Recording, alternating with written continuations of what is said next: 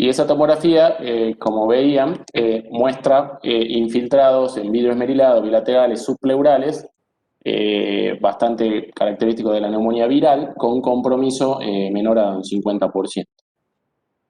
El paciente 48 horas después progresa esa disnea a disnea ya de reposo e ingresa al hospital el día 17 de octubre con una saturación a aire ambiente a 85%.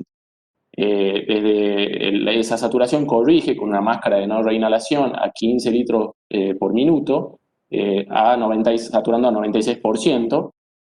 La FIO2, bueno, después se va a comentar más adelante entre el doctor Gallo y el doctor Rodríguez si esa FIO2 es real o no, 80%, con una buena mecánica en ese momento. Se realiza una nueva TAC de tórax al ingreso al hospital y al laboratorio y con todos esos datos se cataloga como un paciente con como un COVID-19, una neumonía por COVID-19 grave y se decide la internación en sala. Esta es la tomografía de ingreso.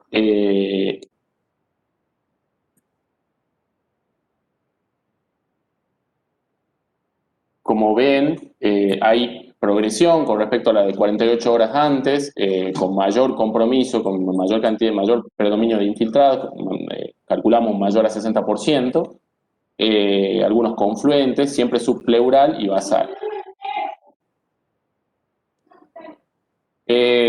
Básicamente, digamos, la internación básicamente se decide en la sala, guiándonos por la clasificación que está en el protocolo provincial y bueno, también que está basada también en la clasificación de OMS, de NIH, donde un paciente cumple criterios de enfermedad grave cuando tiene parámetros de saturación al aire ambiente menor a 90%, cuando tiene taquipnea mayor a 30%, cuando hay infiltrados bilaterales en la tomografía.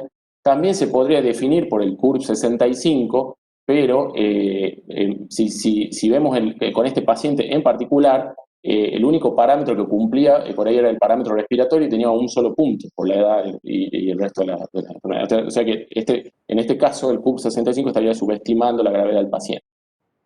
El laboratorio de ingreso, como parámetros de gravedad, mostraba una linfopenia, si bien no era menor a 800, que es la que está catalogada como de mayor riesgo, sí tenía una linfopenia y una LDH un poco elevada que no llegaba a ser, no llegaba todavía 2 veces el valor normal, estaba pero cercano a eso. No tenía otros parámetros. En el hospital se le realizó un dímero D cualitativo negativo y, bueno, las serologías que vinieron unos 2 días después eran todas negativas. Como tratamiento inicial se propuso oxígeno con máscara de no inhalación a 15 litros minuto, que era con lo que se lograba una buena saturación y una adecuada mecánica respiratoria, tromboprofilaxis con enoxaparina, dexametasona 8 miligramos día, ranitidina, que la indicamos más que nada como profilaxis de úlceras por el uso de corticoides, y a este paciente se le indicó tratamiento antibiótico con ampicilina, surfactana y claritromicina, y se dejó el paracetamol en el caso de fiebre o dolor. Al segundo día de internación, el día 18 de octubre, el paciente estaba mejorando con el pronoactivo, pero tenía una franca taquipnea de 30 por minuto. Se realiza un estado de ácido base, donde vemos que persistía con una hipoxemia severa, con 63 de PO2. Se calculaba una PAFI con la máscara de no reinhalación, considerando una FIO2 del 90%, que como dije, posiblemente no sea fidedigna, pues lo podemos discutir, de 70. Se decide con todo el servicio, infectología, reumatología, neumonología, se decide ingresar al paciente al protocolo de acceso extendido de plasma de recuperado COVID-19, se transfunden ahí 2 unidades y se decide aplicar dosis altas de corticoides, 250 miligramos día durante 3 días, y luego pasar a una dosis baja de metrednisona vía oral. Como para recordar, el protocolo de acceso extendido de plasma de recuperado COVID-19 tiene ciertos criterios de inclusión. Básicamente se dividen en 3 grupos: enfermedad potencialmente grave, enfermedad grave y enfermedad con riesgo de vida. La enfermedad potencialmente grave sería un estadio un poco más leve o previo a la gravedad clínica que discutimos en un consenso. donde se enfoca en tener al menos un marcador inflamatorio y dímero D, ferritina, linfopenia, LH y PCR, más la presencia de infiltrados pulmonares bilaterales, no necesariamente mayor al 50%. La enfermedad grave, que es donde entraría este paciente, es frecuencia respiratoria mayor de 30 por minuto, saturación menor de 93, PAFI baja e infiltrados mayores del 50%. Y la enfermedad con riesgo de vida ya sería el shock séptico y la falla multiorgánica y la necesidad de ARN. No tenemos todavía los datos del protocolo de acceso extendido de plasma, al menos no tenemos los datos locales. Bueno, tengo entendido que la Dirección de Investigación está trabajando en eso, pero sí tenemos algunos datos de la bibliografía eh, donde hay alguna discusión sobre la efectividad del plasma. Si bien uno cuando lo ve en la práctica en muchos pacientes parece haber sido efectivo, haber resuelto más rápidamente los síntomas. Pero bueno, hay algo de la bibliografía, por ejemplo, este estudio randomizado recientemente publicado de la India, donde concluyen los autores que ellos no vieron reducción en la mortalidad a 28 días ni en reducción en la progresión de enfermedad severa en pacientes admitidos al hospital. Este era un estudio randomizado no ciego. Pero sí vieron que había una resolución más temprana de la disnea y de la fatiga y una negativización más rápida de la PCR en el día 7 del enrolamiento. Finalmente también está este estudio que todavía no está publicado, que es un estudio argentino, multicéntrico, el estudio Plasmar. Está reportado, por ejemplo, esto en la revista, en la página del Hospital Austral, que era un estudio coordinado por el Hospital Italiano con 2 instituciones de distintas localidades, 344 pacientes randomizados, doble ciego, contra placebo. Y ellos no lograron demostrar beneficio clínico significativo en este estudio. Lo que sí demostraron, y eso se viene repitiendo en todos los estudios, es la seguridad del plasma. ¿No? En ningún estudio mostró efectos adversos importantes.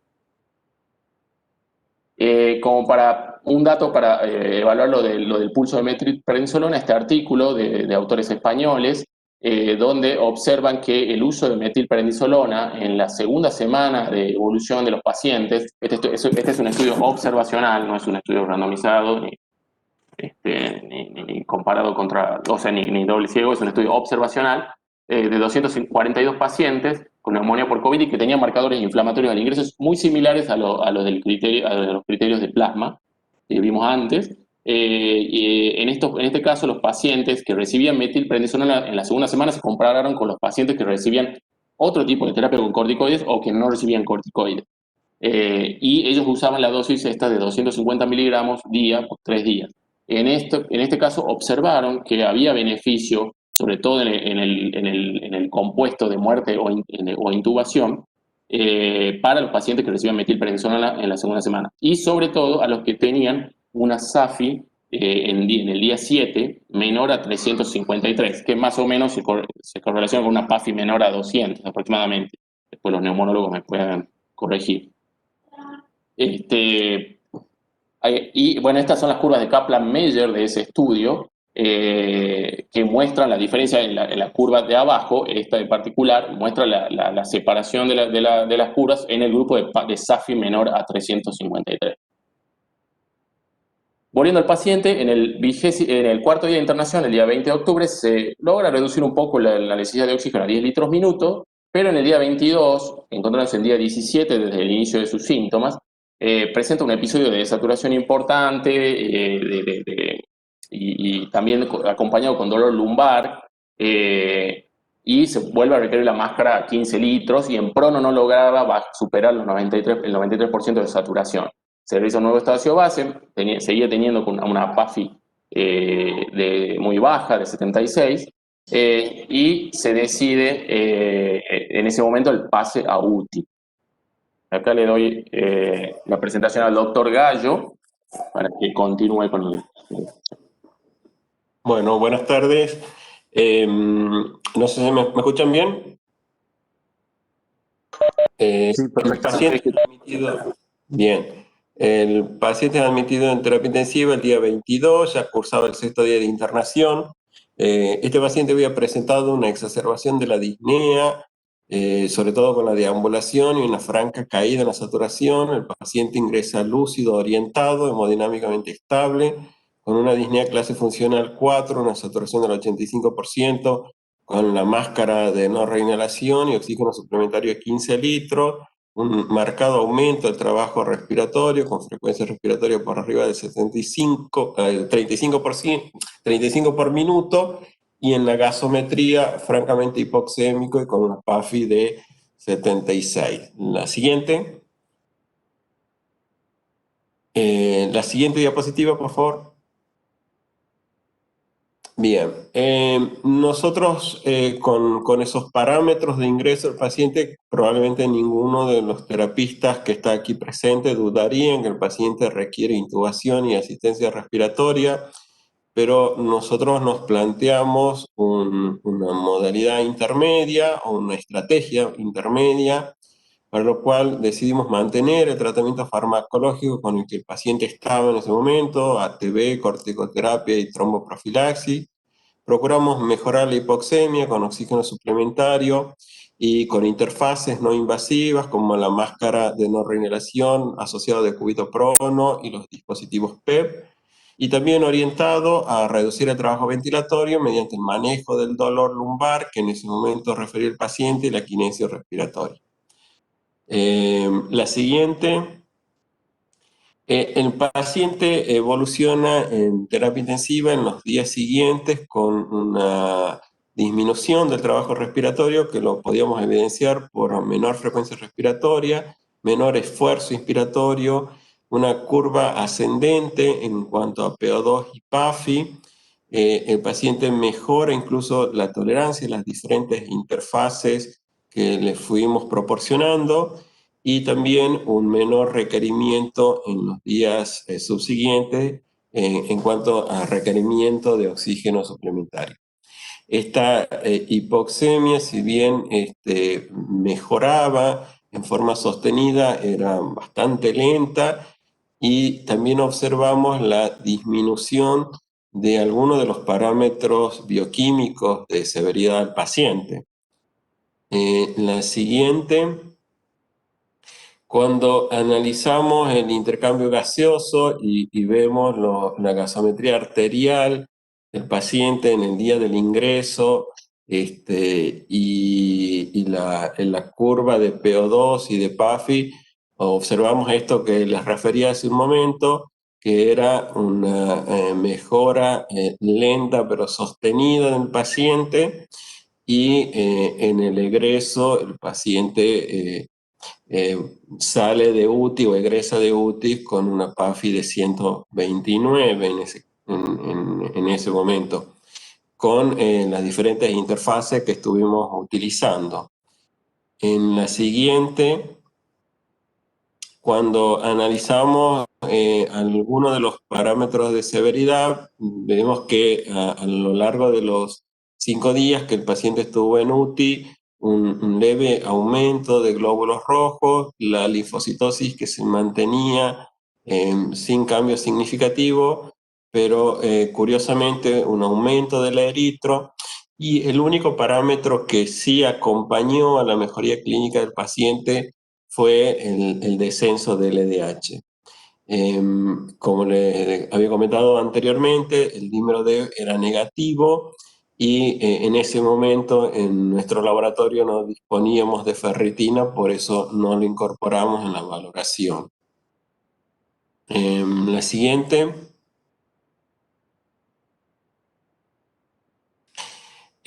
Como estrategia ventilatoria en este paciente, solamente voy a hacer esta pequeña referencia, enseguida el kinesiólogo les va a dar mayor detalle en este sentido.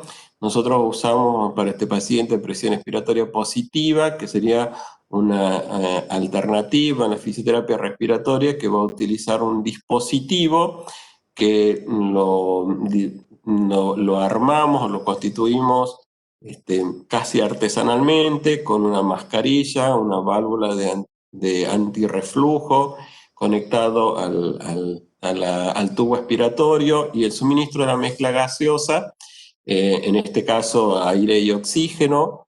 También incluía maniobras respiratorias activas a través de este dispositivo, por lo cual necesitábamos tener un paciente lúcido y colaborador.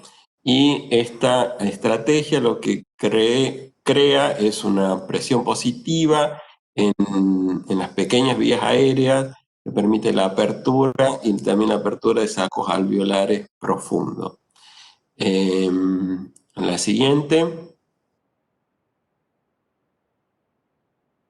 Cuando nosotros nos planteamos estos pacientes, la verdad que cuando planteamos la presentación de este paciente, lo hicimos más que nada motivado en las dudas que en las certezas.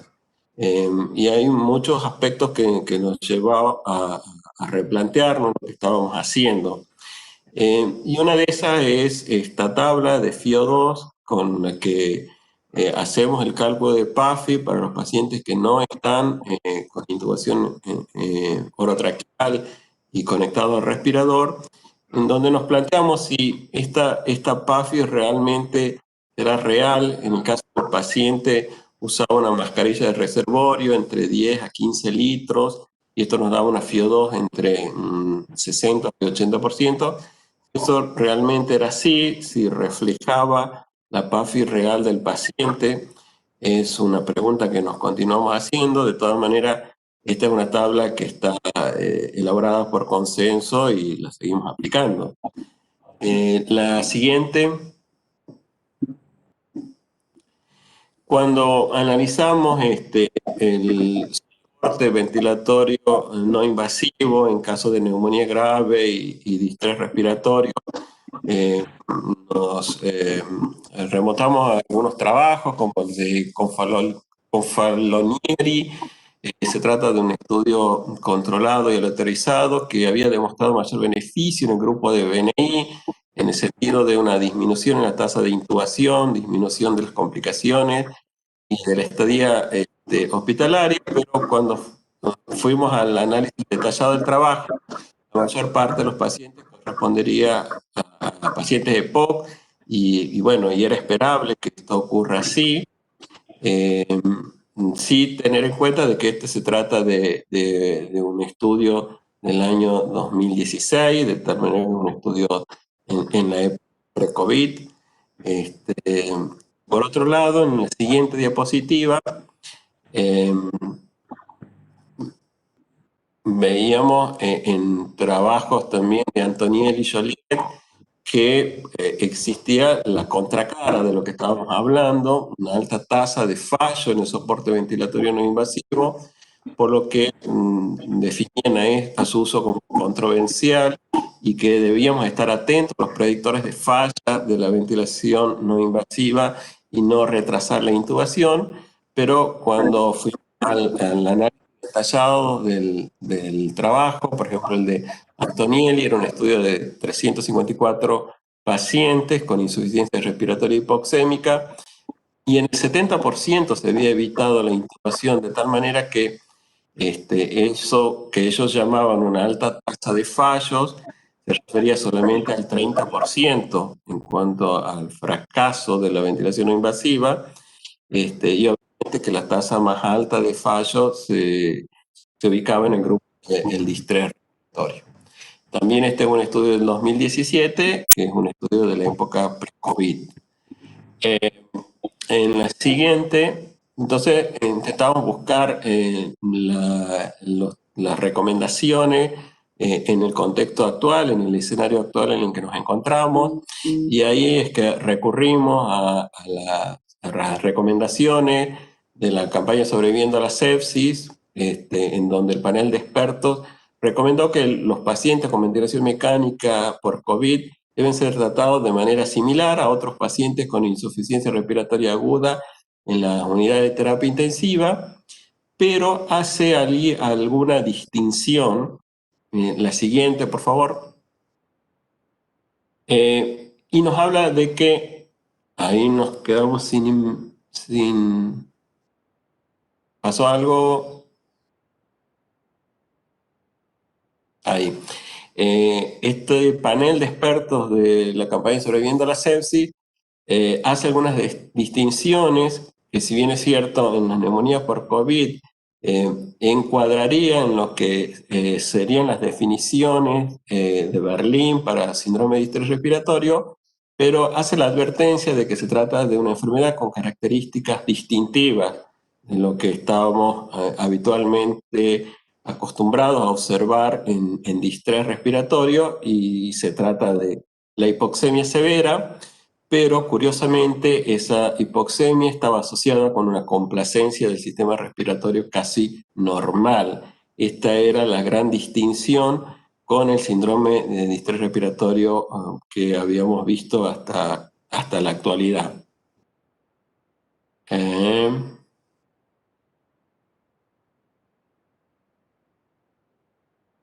La siguiente. Y un poco para traer, aclarar este aspecto, es que, bueno, nos remontamos a la publicación de Gattinoni de abril del 2020, en donde hace referencia a tratamientos respiratorios diferentes para diferentes fenotipos de la enfermedad asociada, obviamente, a neumonía por COVID-19. La siguiente.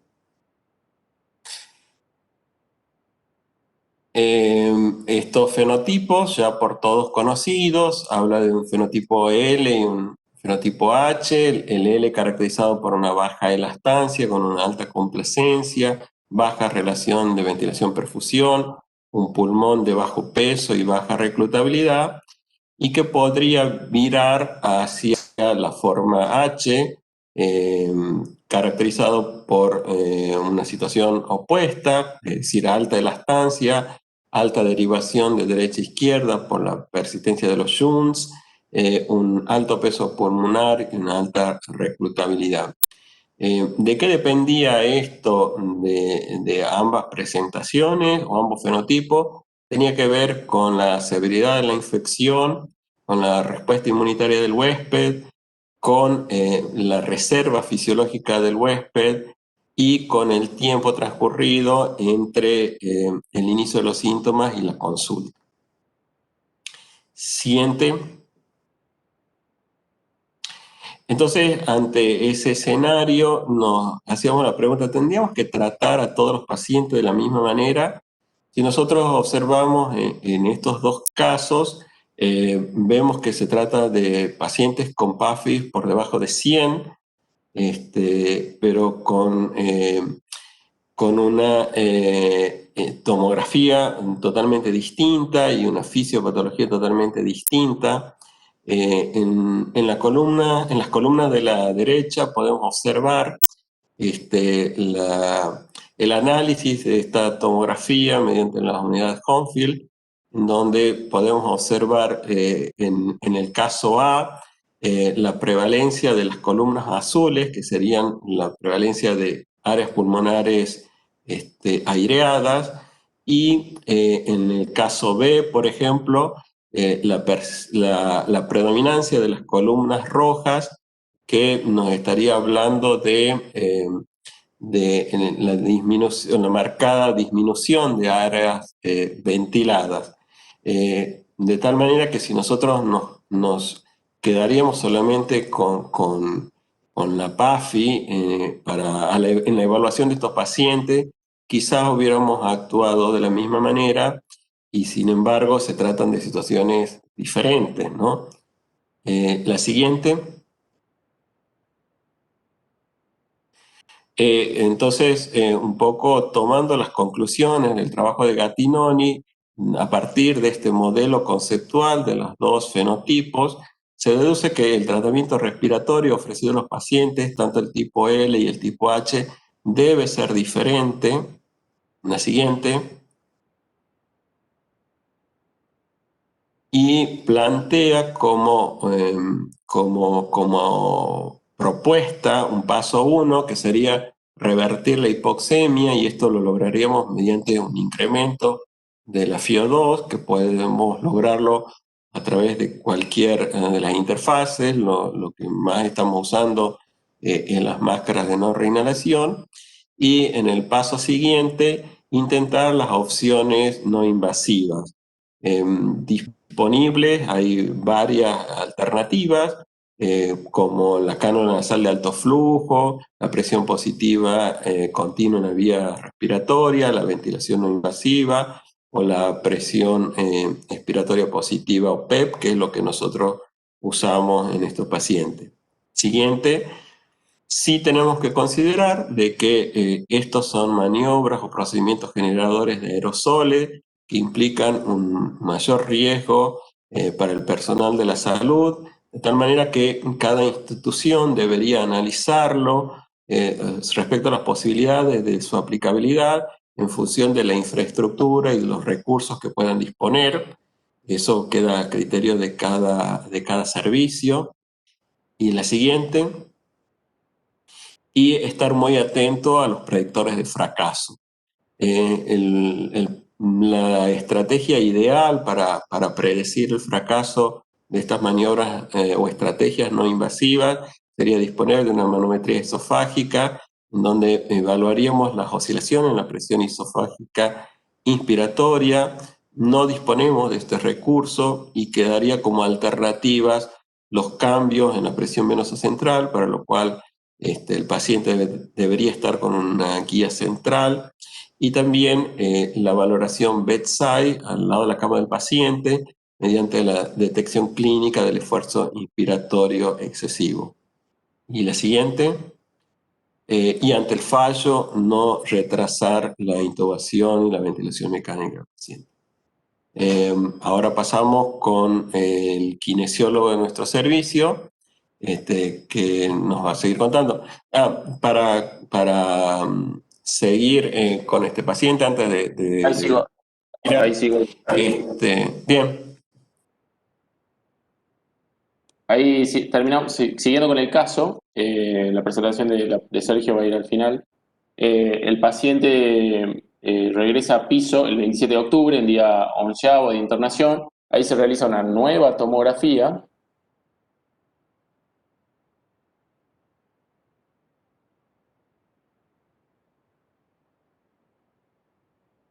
El día 30 de octubre, donde vemos que en la tomografía hay infiltrados, digamos, a una franca reducción de los infiltrados en vidrio esmerilado, y continúa con imágenes en parches tendientes a la consolidación, tractos septales, zonas de bandas densas, tracción pleural, más una, planteamos si no es ya una hipertisiopatía secuelar. En la sala se mantiene con la máscara de no reinhalación y vamos descendiendo progresivamente el flujo de oxígeno hasta que queda con una cánula nasal entre 3 y 4 litros y continuando con el prono intermitente. El día 31 del 10 se suspenden los antibióticos y el día 5 de noviembre, ya con 32 días, contando desde el inicio de los síntomas y en el 20º día de internación, se decide que el paciente pase a la sala de neumonología para continuar su rehabilitación respiratoria. Bueno, tengo algunas fotos del paciente con la máscara de PEP. Como para comentar, digamos que, bueno, todos estos pacientes van a, digamos, hay un síndrome post-COVID que se está describiendo con distintas manifestaciones clínicas, que involucra incluso a los pacientes que tuvieron enfermedad leve, y que va a ser necesario consensuar un seguimiento, más o menos algunas cosas se están haciendo. Por ejemplo, es de la Sociedad Española de Neumonología y Cirugía Torácica, que plantea ese algoritmo de seguimiento de pacientes con neumonía leve moderada, y en los pacientes con neumonía grave, otro tipo de seguimiento con estudios mucho más complejos.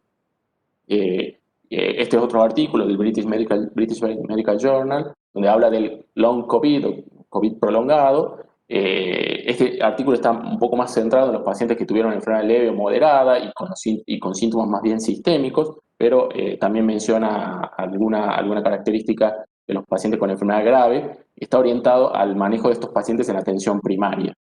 Muy interesante para leer. Bueno, y a partir de aquí lo dejo a Sergio para que comente el trabajo de kinesiología con el paciente. Buenas noches, gracias por la invitación y bueno, vamos a tratar de hablar un poquito qué es lo que se hizo el trabajo en conjunto. En realidad no tan solo fui yo el único que intervino con el paciente, sino todo un grupo de kinesiólogos del hospital, que por suerte, digamos, con gran apoyo del Departamento de Kinesiología del Sistema Provincial de Salud y del PRIS, ha sido un aporte muy valioso para que nosotros podamos tener estos resultados. Y bueno, a la vista, digamos, de esto, un trabajo constante, un seguimiento permanente del grupo de kinesiólogos que está formando parte ahora en la torre de adultos, digamos, del hospital. Fue un trabajo desde el inicio del día 1 de internación, en donde nosotros nos manejamos bajo un flujograma de acción kinésica en base a los parámetros basales de saturación que sea, digamos, mayor a 94%, menor a 24%, con la frecuencia respiratoria que sea mayor a 25%. Nosotros hemos determinado, en realidad esto lo determinó la gente del PRIS, en cómo va a ser nuestro accionar, de acuerdo si responde o no responde a la oxigenoterapia con el prono activo vigil. Se lo clasifica en verde, amarillo o rojo, como están viendo ustedes acá en la pantalla. Nosotros, digamos, en realidad esta evaluación inicial lo hizo el grupo de kinesiólogos que está en piso, y ellos lo clasificaron como amarillo. En la siguiente imagen. Bueno, acá durante las primeras 24 horas de ingreso del paciente tuvo muy buena evolución hacia lo que hacía el tratamiento de oxigenoterapia con el pronoactivo vigil, en donde se lo puso con un oxígeno, con una máscara de no reinhalación a 15 litros, con una FIO del 70%. Y este es un esquema que nosotros les enseñamos a los pacientes de cómo realizar el decúbito prono o el pronoactivo vigil, en donde justamente le vamos marcando que debe estar en el prono entre 30 minutos a 2 horas, en realidad es todo el tiempo que pueda tolerar el paciente, y que esa alternancia en la postura que realiza entre el prono debe ser el doble el tiempo del prono que el paciente pudo tolerar. O sea, vamos al ejemplo, si en el prono el paciente toleró 30 minutos, en el descanso debe ser equivalente a 60 minutos para volver de nuevo al prono. Lo ideal de esta estrategia es eso, es darle el descanso y no exigirlo y agotarlo, porque sabemos muy bien que el prono nos trae después, más que nada, muchas complicaciones y rechazo por el paciente, más que nada por el dolor torácico, y eso, digamos, nosotros nos impide bastante progresar en la acción kinésica. En la siguiente.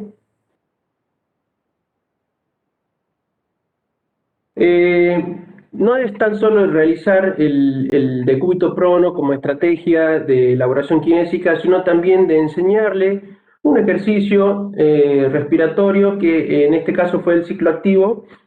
Que el ciclo activo respiratorio es un ejercicio que se realiza mucho para mejorar la fuerza de los músculos inspiratorios, poniendo en reposo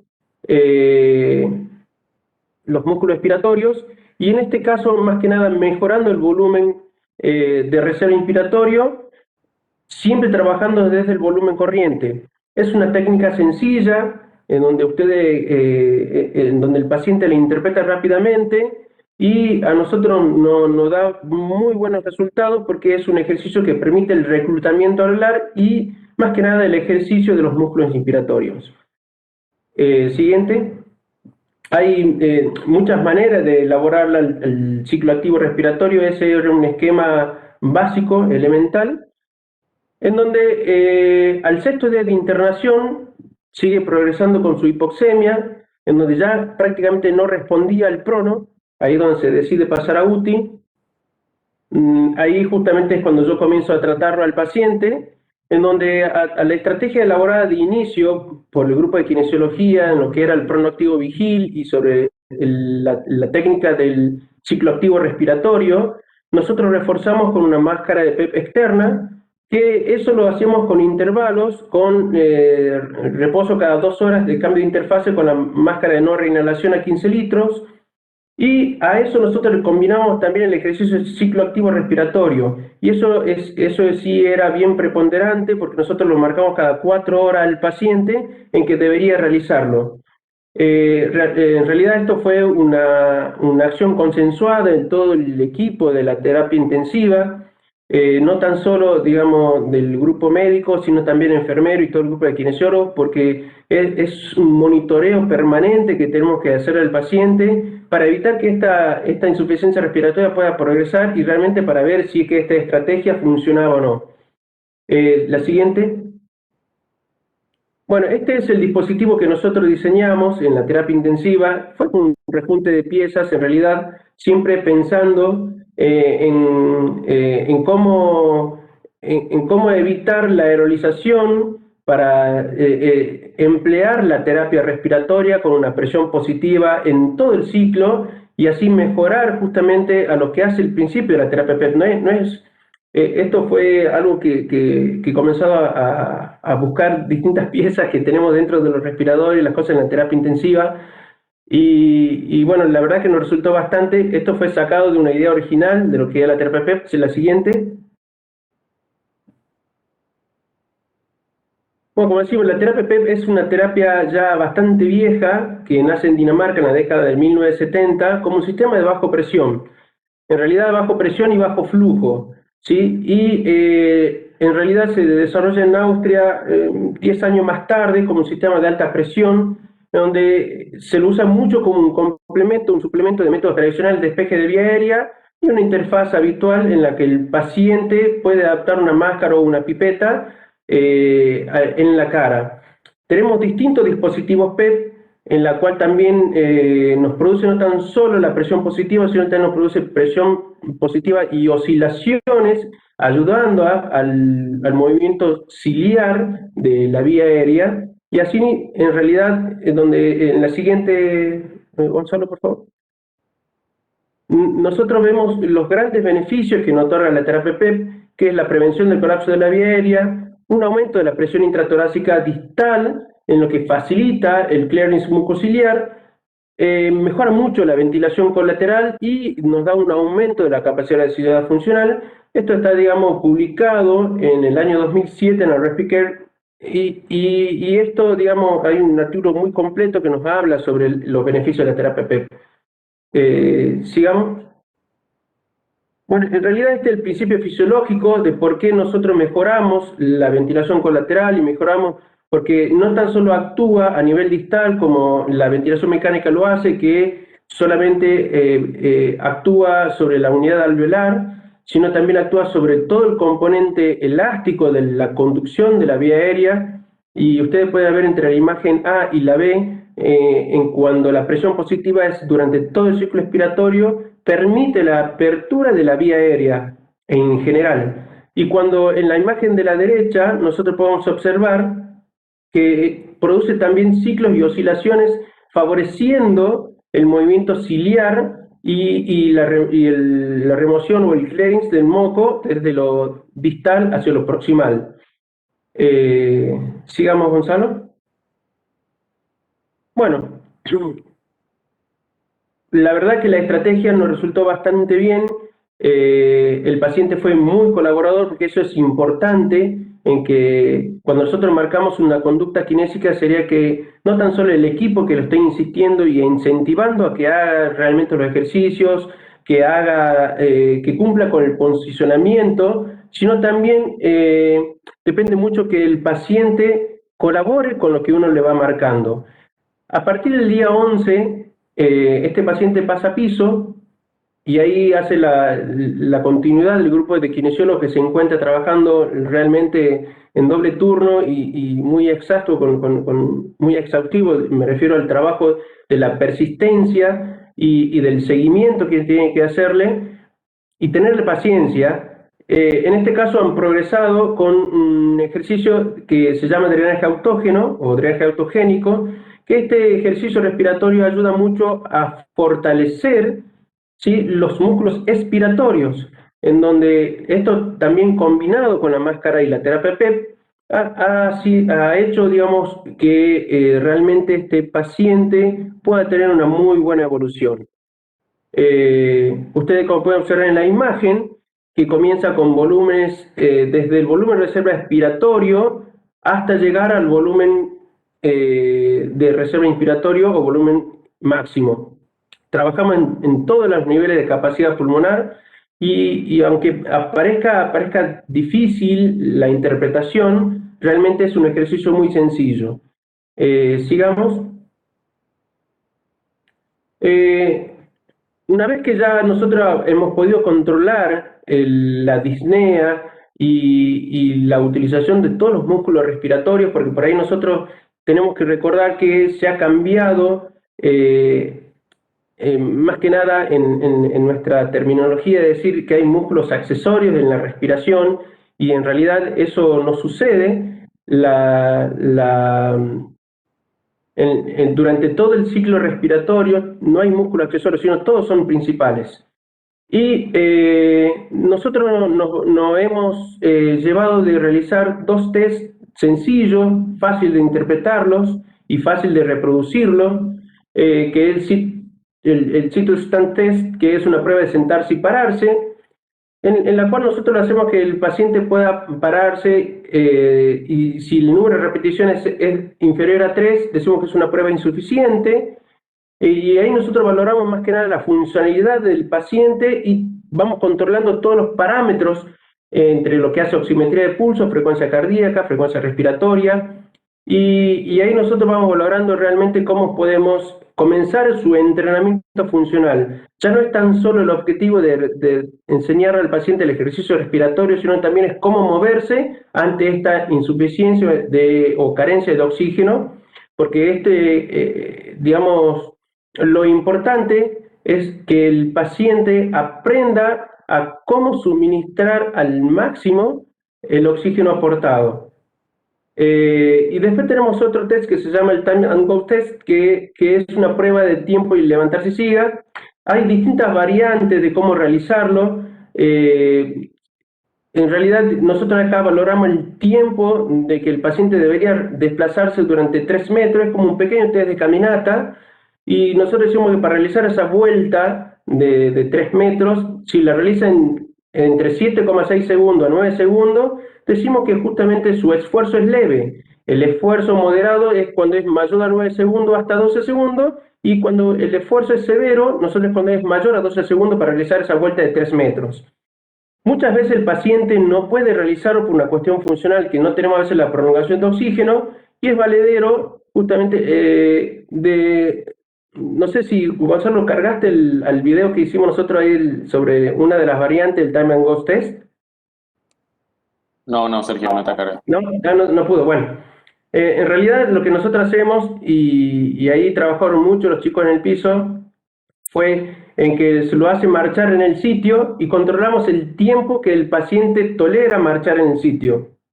Si supera los 12 segundos, los 14 segundos de marcha, acá es al revés, digamos, el test de lo que nosotros decimos, si la vuelta tarde de 7 a 9 segundos, decimos que su esfuerzo es leve, acá decimos cuanto más tiempo el paciente llega a tolerar esa marcha en el sitio, es donde tiene una mejor tolerancia al esfuerzo. Y en base a eso nosotros sacamos un proporcional. Supónganle que el paciente me pudo marchar en el sitio 3 minutos, en esos 3 minutos nosotros vamos a sacar un porcentaje entre el 40 y el 50% y vamos a hacer un plan de entrenamiento y decirle, bueno, usted va a marchar en el lugar con el oxígeno suplementario por 1 minuto. Entonces ahí nosotros, por ejemplo, hemos hecho la fracción del 30% y eso lo hacemos que repita durante todo el día con un descanso cada 2 horas. Y es una manera de ir logrando una mejor funcionalidad. Estos test está recomendado realizarlo cada 48 horas para nosotros ver realmente cuál es su progreso y evolución y es justamente el puntapié inicial para empezar una terapia respiratoria, una rehabilitación pulmonar como corresponde. En realidad, digamos, ahora el seguimiento debería ser ya trabajando sobre una carga aeróbica con un tiempo mucho más prolongado, pero bueno, yo eso no lo hago, ese seguimiento, ya que estoy solamente cumpliendo funciones en la terapia intensiva y bueno, justo ahora el gimnasio de rehabilitación por lo tenemos cerrado, así que bueno, lo ideal hubiese sido continuar con su evolución ya con la carga aeróbica en este tipo de paciente. Creo que tenemos otra diapositiva, ¿está la última, Gonzalo? La última. Bueno, lo ideal hubiese sido que lo vean al video, que estaba ahí realmente cómo era realmente la prueba de la marcha en el sitio. Y bueno, más que nada, tenido siempre el monitoreo permanente. Yo creo que la mejor estrategia en la que nosotros vamos a elaborar dentro del punto de vista kinésico es que siempre sea el mismo kinesiólogo que haga el seguimiento al paciente para que podamos ver su evolución y realmente si lo que nosotros estamos haciendo lo podemos ir adaptando con un esfuerzo mucho más grande y que lo podamos identificar. Bueno, muchas gracias, Sergio. Bueno, aquí terminamos la presentación. La verdad que todo este trabajo, como ven, es un trabajo en equipo, entre médicos, enfermeros, kinesiólogos, la gente de terapia intensiva, todos intervienen casi todas las especialidades del hospital. Y que bueno, gracias a ellos, a todos ellos, este paciente pudo salir adelante y de hecho hoy se fue de alta. Bueno, dejo a las coordinadoras. Bueno, excelente la presentación, interesante el caso y lo mejor es que tuvo buena evolución el paciente. Dejamos abierto para las preguntas de los participantes. Tenemos varias preguntas en el chat.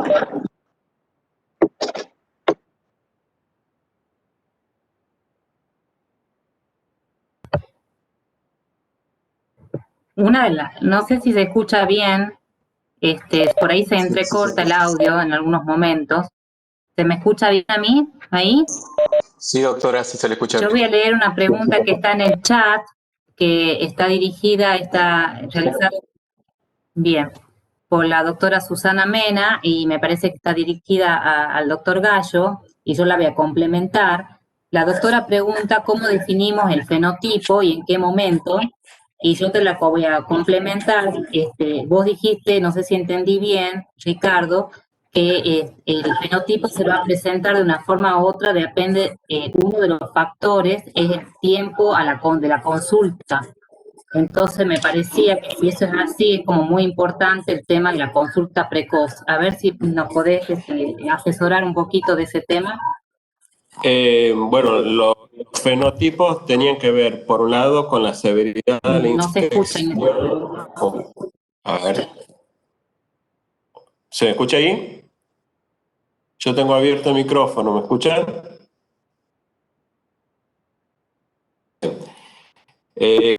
Sí se escucha, sí se escucha.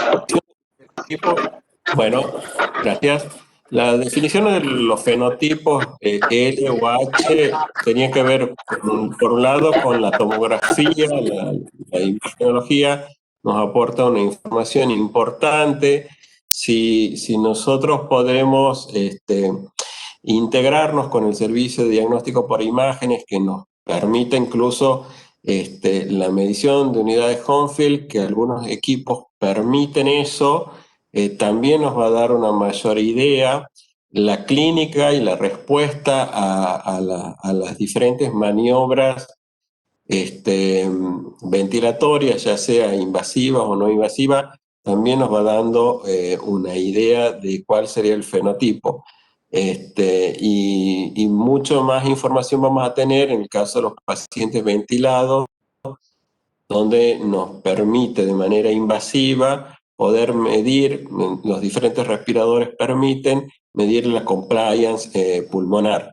Entonces, de acuerdo a eso, poder deducir si estamos ante un pulmón complaciente o no, un pulmón con un peso aumentado o no, que de alguna manera es un marcador indirecto del edema pulmonar o del agua pulmonar. Y a través de la clínica también. En el momento de la presentación, ¿cómo lo definíamos a estos casos? Más bien dicho, la definición del fenotipo L o H estaba dado, por un lado, por la severidad de la infección, por la respuesta inmunitaria del paciente y por el tiempo transcurrido entre la consulta y el inicio del tratamiento.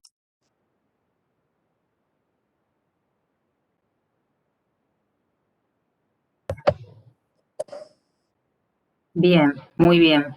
O sea que si se hubiera consultado tempranamente o precoz, podría uno tomarlo al paciente en otros fenotipos. ¿Así es? Podría, de todas maneras, todos los pacientes podrían evolucionar de una forma L a la forma H, aún consultando tiempo, ¿no? Bien. Acá hay otra pregunta, sí, de la doctora Pilar Cabrera, que dice sobre la experiencia del uso de Solumedrol, si tienen un momento de la indicación y cuál es la tasa de complicaciones infecciosas sobreagregada y complicaciones renales y metabólicas. Vos, Gonzalo, podrías... Sí, la verdad que, bueno, estamos recolectando los datos al respecto de los pacientes a quienes se le indicó esta dosis de metilprednisolona. La verdad que todavía no tenemos el análisis de los datos, pero no estamos viendo una tasa de complicaciones más que algún fenómeno de hiperglucemia. Sí hemos tenido dos pacientes que al pasar, un paciente, perdón, que al pasar a terapia intensiva ya había desarrollado neumonía por un germen multiresistente.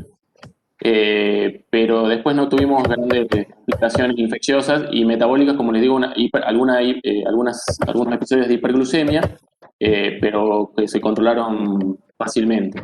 También algo de hipertensión, también controlable con medicación antihipertensiva. Bien. Acá hay otra pregunta de la doctora Verónica Lee, que dice, además de la obesidad, ¿se pudo revisar la presencia de otro factor de riesgo para el parénquima pulmonar, como tabaco, actividad laboral, etcétera?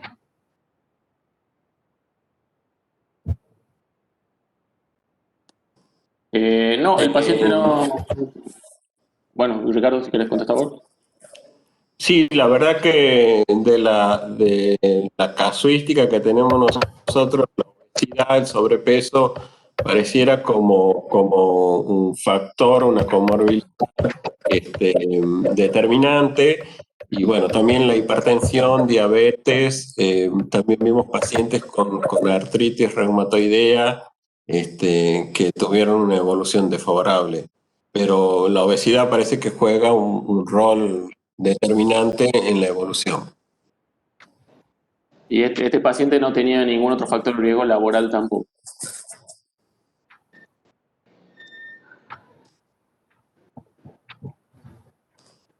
Tampoco.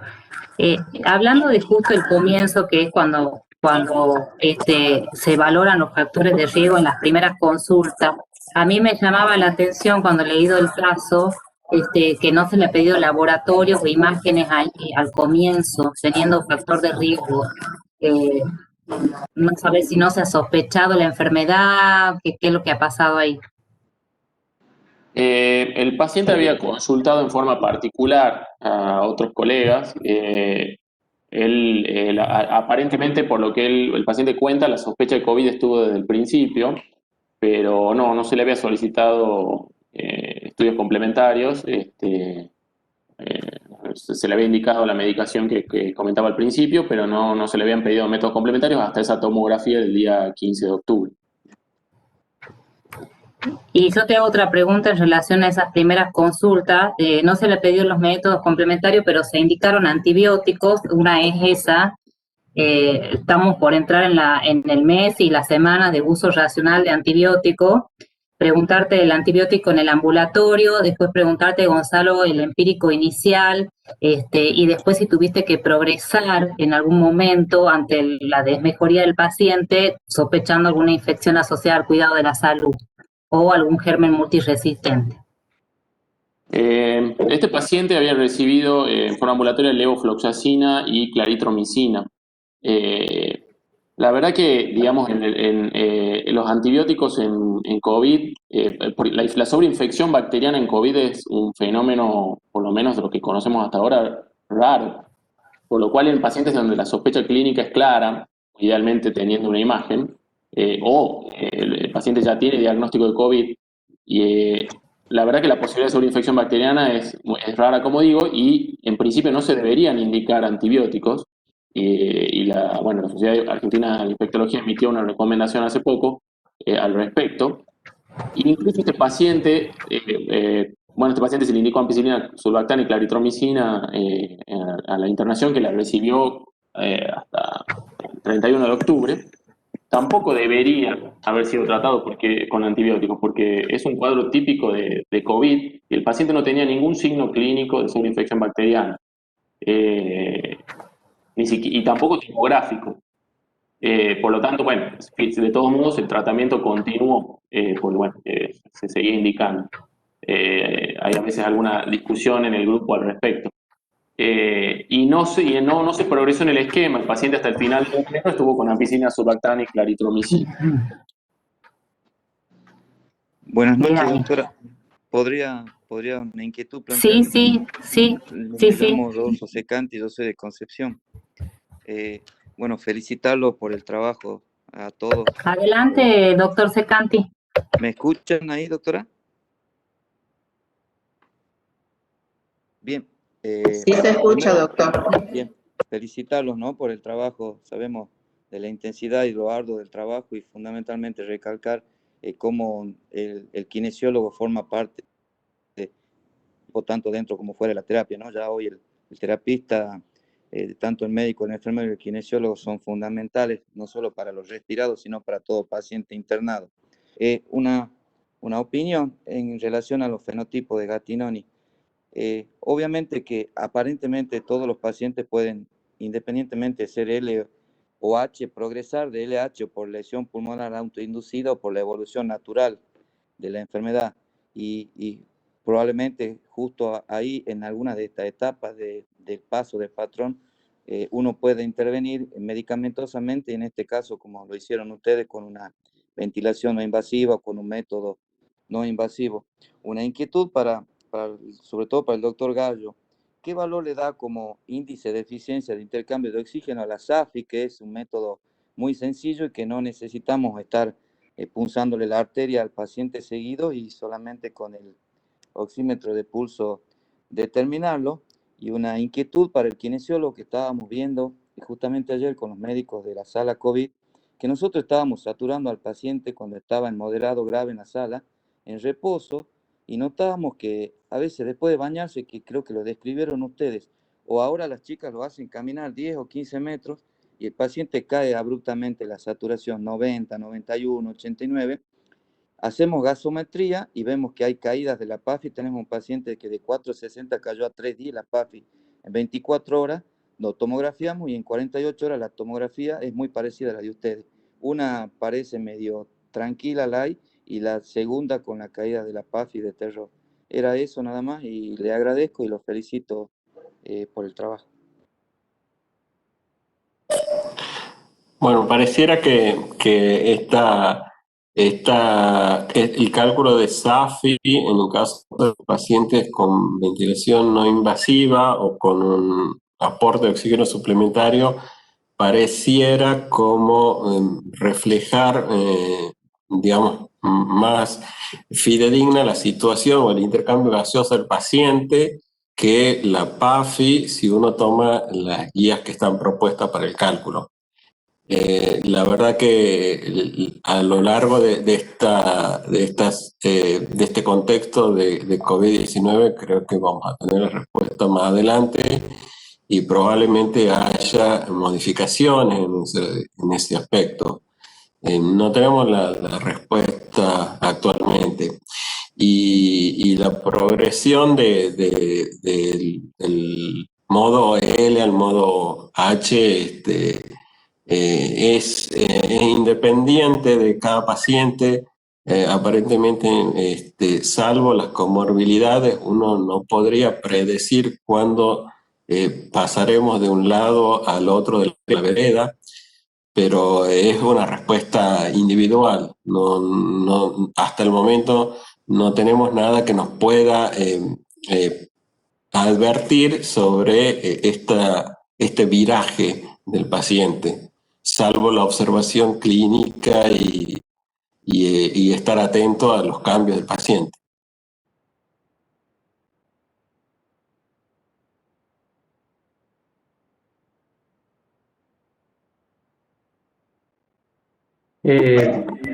Bueno, yo quería aportar un poquito más sobre respecto a cómo hacemos nosotros el monitoreo, justamente lo que decía el doctor Secanti, con respecto a cómo lo monitoreamos al paciente en movimiento y cómo sabemos cuál es el aporte que le tenemos que dar de oxígeno suplementario.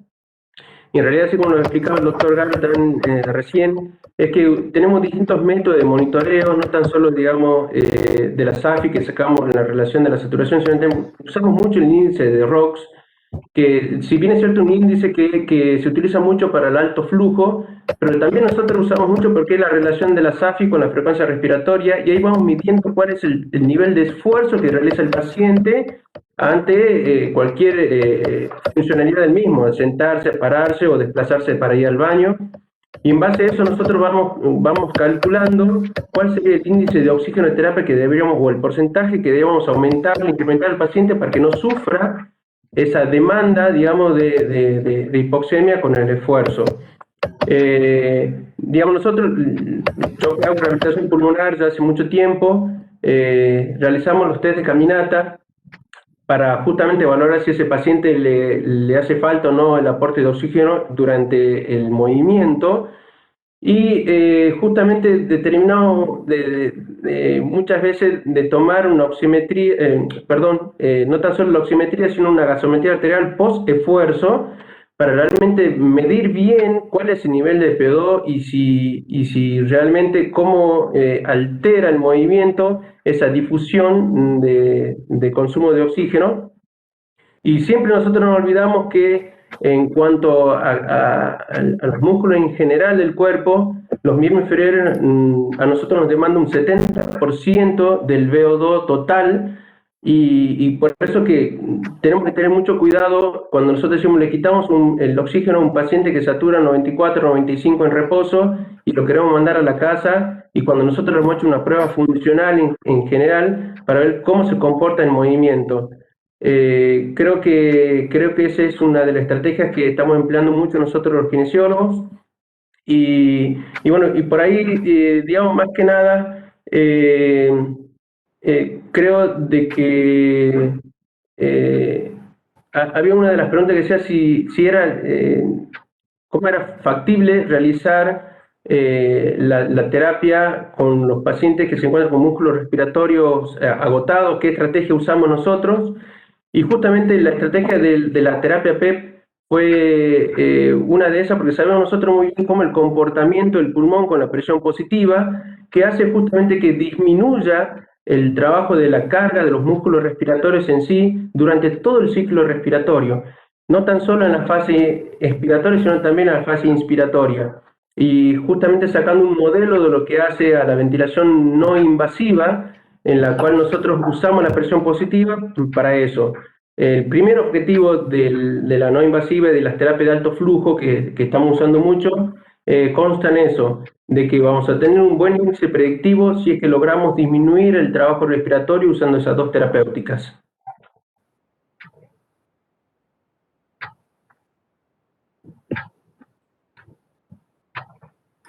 Yo te quería preguntar una cosita, Sergio, este test de la caminata, porque hay algunos pacientes que por ahí están en domicilio, y están con saturómetro, algunos que disponen y más, si uno les puede, cuando hacen las consultas, alertar sobre la forma de hacer, saturarse con un test de la caminata y hacer una consulta anticipada y no solamente saturarse en reposo, si eso es válido.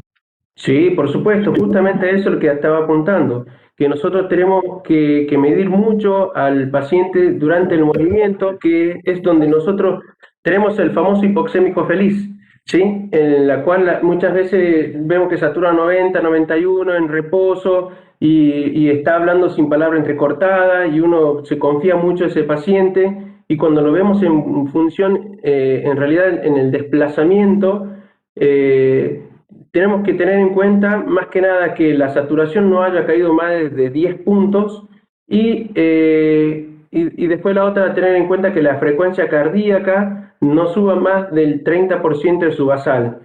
En base a eso nosotros vamos sacando índices de realmente cuál es el aporte de oxígeno que necesita. Y recordemos muy bien que en esta etapa, digamos, inflamatoria, por ahí nosotros lo tomamos no como un paciente obstructivo, sino como un paciente restrictivo, porque está enlentecido el intercambio gaseoso, que no se ocurre en ese primer tercio del intercambio a nivel de la membrana alveolo capilar, sino se va ocurriendo en el tercer tercio.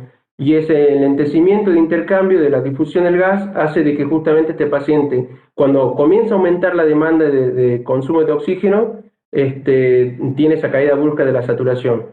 Y recordemos que nosotros tenemos que cuidar mucho los dos órganos principales que se alimentan de oxígeno, que primeramente es el corazón y luego el cerebro. Y como respondiendo a su pregunta, sí, digamos, nosotros creo que uno de los monitoreos principales que tenemos que hacer con el uso de la oximetría de pulso es justamente eso, hacer que el paciente diga, bueno, lo hacemos marchar al costadito de la cama o de la silla y ver realmente si a nosotros nos cae esos 10 puntos de la oximetría de pulso, realmente es un paciente a considerar que hace falta oxígeno suplementario para el movimiento o por su actividad de vida diaria.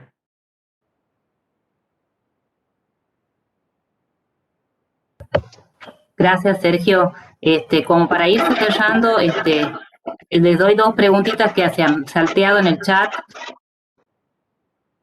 y vean ustedes quién las va a responder. Una, si ante la caída de la saturación se pensó en TEP y se estudió. La otra, la evaluación funcional antes de la alta, que la han mencionado con esos trabajos. Y la otra, el tema de la aerosolización en la terapia y los sistemas de ventilación, digamos, ambientales.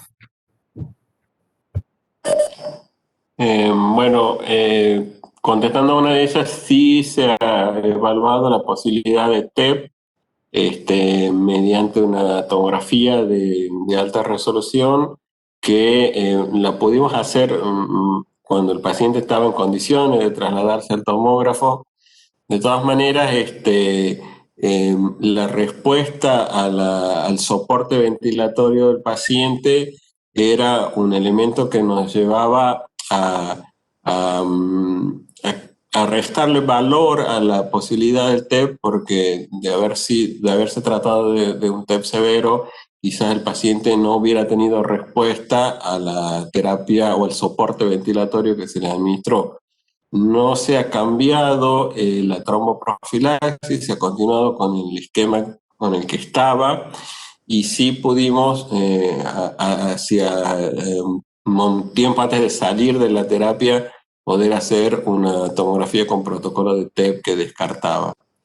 Respecto a la aerolización y cómo podemos adecuar, bueno, contarles de que nosotros en nuestra terapia tenemos un sistema de aire acondicionado central que tiene una alta tasa de recambio de aire y también filtros HEPA en el aire acondicionado y que casualmente en esta época de pandemia, hace más o menos un mes, pudimos cambiar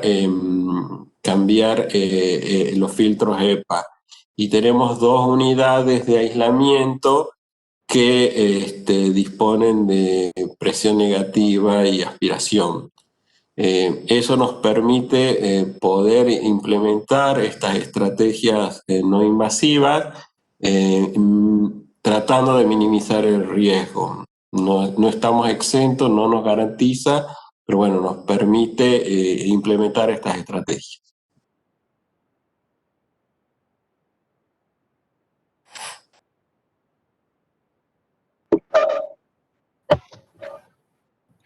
Muy bien, muchas gracias, Ricardo. Y bueno, y la última que quedaba, la evaluación funcional para el alta, digamos, cómo van a considerar eso para el alta del paciente.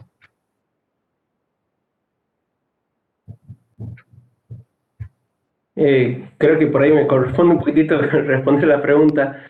En realidad creo que hay una pregunta acá que están haciendo y que me gustaría contestarle, que dice si tuvieron otros pacientes con PEP y cuál es la tasa de éxito o fracaso y durante cuánto tiempo se evalúa y con qué parámetros se tenemos nosotros para considerar si entra o no ARM. Es una muy buena pregunta. Como le dije en un principio, nosotros tomamos mucho lo que se llama el índice de ROX. En realidad este índice nos permite a nosotros valorar realmente el índice predictivo de- del tiempo, como hacemos con la ventilación no invasiva. Nosotros sabemos que si tiene un índice de ROX por arriba de 4.85, es un índice que a nosotros marca que la terapia es exitosa y que, digamos, deberíamos continuar con la misma. Si ese índice me da por debajo de 4 o de 2.8, en realidad hay una escala mucho más fácil. Es decir, si es menor a 3, menor a 3,5 o menor a 4, digamos, es un índice predictivo realmente negativo. Si yo tengo un índice de ROC por debajo de 2.8 por debajo de 3 a los 30 minutos o a la hora, ya directamente el paciente me está diciendo que yo tengo que intubarlo, o sea, tiene que entrar en ERM y que no va a responder a una terapia que no sea de ventilación mecánica. Ahora, si yo coloco justamente la válvula PEP y ese paciente hemos logrado disminuir su trabajo respiratorio por debajo del 30%, el índice de ROX está por arriba de 4 o de 5 puntos, realmente un índice predictivo muy positivo y lo tenemos que esperar nada más ese paciente porque nosotros sabemos muy bien todas las complicaciones que tenemos cuando un paciente entra en ventilación mecánica con la musculatura respiratoria fatigada. Y después, con respecto al alta, valoramos todas, realizamos gasometría arterial en reposo y post-esfuerzo, hacemos test de caminata y ahí vemos, consideramos si hace falta o no hace falta el uso de oxigenoterapia suplementaria para la actividad de vida diaria y si lo hace, bueno, esperamos justamente que ese paciente tenga el oxígeno para poder mandarlo al domicilio. Y ahí continuar obviamente con la rehabilitación respiratoria.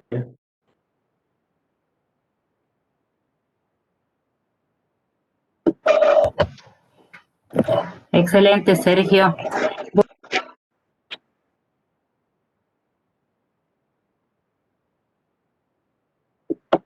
No se escucha, Silvia.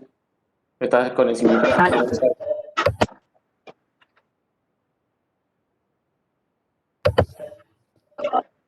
Ahí está.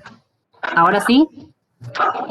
Creo que podríamos ir cerrando. La presentación ha sido excelente, han evacuado muchísimas dudas, nos han enseñado, así que les agradecemos a los tres y tenemos la presencia de la señora ministra que, bueno, le invitamos a que nos diga unas palabras y que también... Estás en silencio, Silvia.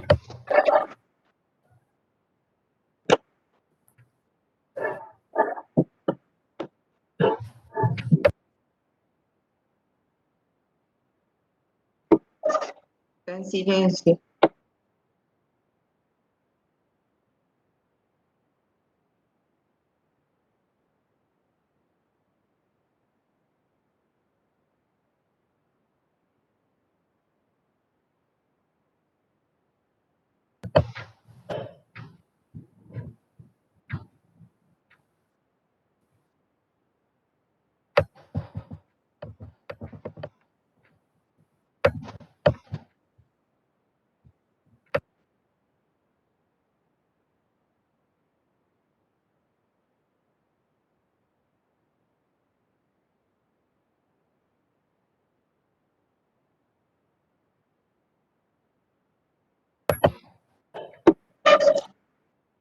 Bien, entonces cerramos el Ateneo de hoy.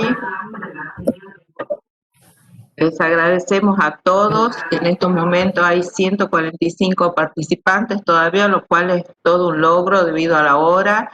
Y muchas gracias a todos. Este Ateneo ha demostrado que realmente el tratamiento de estos pacientes necesita un trabajo en equipo. No hay ninguna duda de eso.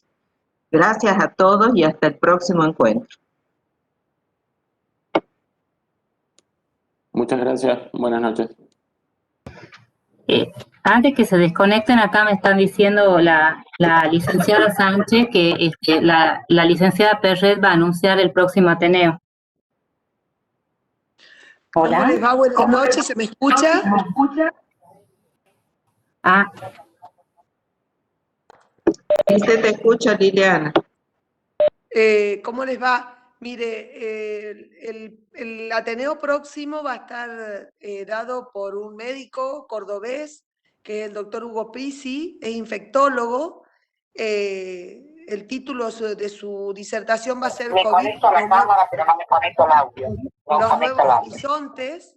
Ahí está. sí, espérame un minutito. Está hablando la doctora, la licenciada Perret diciendo lo de... No te aviso. Él es profesor titular plenario de la Universidad Nacional de Córdoba, es asesor del gobierno de Córdoba en este momento y él es autor de 23 libros, digamos, tiene una vasta experiencia y bueno, aceptó la invitación del Ministerio de Salud de la provincia para disertar el miércoles que viene en el próximo Ateneo. Así que bueno, quedan todos formalmente invitados. Gracias. Bien. Ahora ya para finalizar estoy conectada por teléfono con la doctora Chala, que a través de mi teléfono nos va a saludar porque estaba con un problema con el audio. Ahí está, Buenas noches doctora. a todos.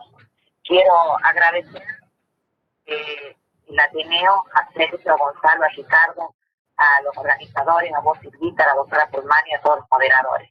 Quiero destacar el nivel científico académico, escucharlo con mucha atención. Quiero destacar también el compromiso de cada uno de ustedes, la pasión, porque para estar un día después de unas largas horas de trabajo y duro trabajo, nos enfrentamos todos los días a esta pandemia y que estemos en la computadora 200 personas escuchándolos y viendo cómo realmente tratan a los pacientes. Quiero que sepan el reconocimiento de todo el equipo de salud, que reconocemos el esfuerzo, la labor, el compromiso, la pasión, el amor con que ponen cada día con cada uno de los pacientes. Es invalorable este trabajo.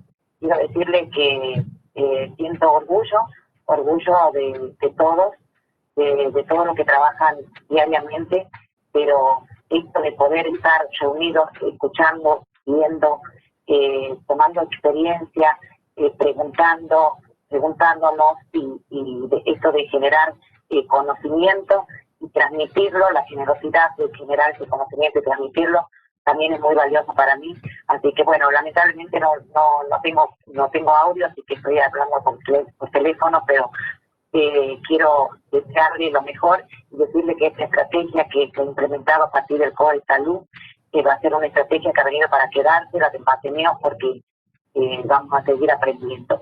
Hoy es COVID, mañana será otro tema, pero agradecerle porque ha sido de un excelente nivel científico, académico, brillante. Así que mil gracias a todos, a los que presentaron, por supuesto, a los que están trabajando y a los que están con el teléfono, la computadora, a esta hora, escuchando un Ateneo Clínico. Muchas gracias. Muchas gracias, doctora. Se la escuchó perfecto. Gracias. Muchas gracias. Muchas gracias. Chao.